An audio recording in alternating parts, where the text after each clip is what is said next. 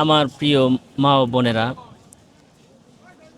আল্লাহ রব্বুল আলামিন এই পৃথিবীর জমিনে এমন 10 প্রকার নারী আছে যাদেরকে আল্লাহ রব্বুল আলামিন অত্যন্ত ভালোবাসেন।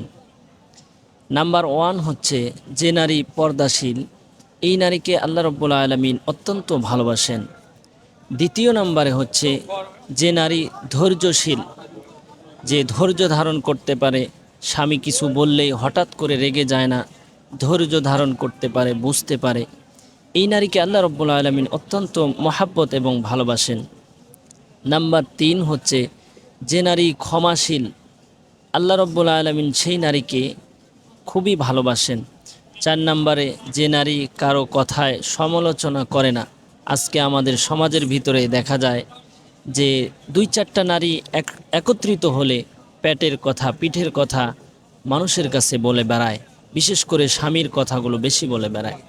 নাম্বার 5 হচ্ছে যে নারী ঘন ঘন তওবা করে, আল্লাহ রব্বুল আলামিন এই নারীকে অত্যন্ত ভালোবাসেন এবং মহাব্বত করেন। নাম্বার 6 হচ্ছে যে নারী সর্বদা পবিত্র অবস্থায় থাকে। এটা অত্যন্ত সেনসিটিভ বিষয়। অনেক নারী দেখা যায় অপবিত্র হয়ে গেলে পবিত্রতা করতে অলসতা করে ফেলে। তো নাম্বার 7 হচ্ছে যে নারী বাহিরে বের হওয়ার সময় সুগন্ধি ব্যবহার করে, সুগন্ধি ব্যবহার করে না, সেই নারীকে আল্লাহ রব্বুল আলামিন অত্যন্ত ভালোবাসেন।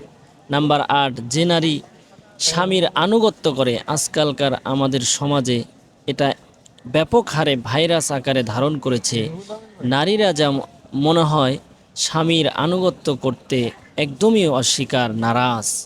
প্রিয় বোনেরা, যদি স্বামীর আনুগত্য না করেন, কাল কঠিন কিয়ামতের ময়দানে নামাজের পরেই আপনাকে স্বামীর ব্যাপারে জিজ্ঞাসা করা হবে।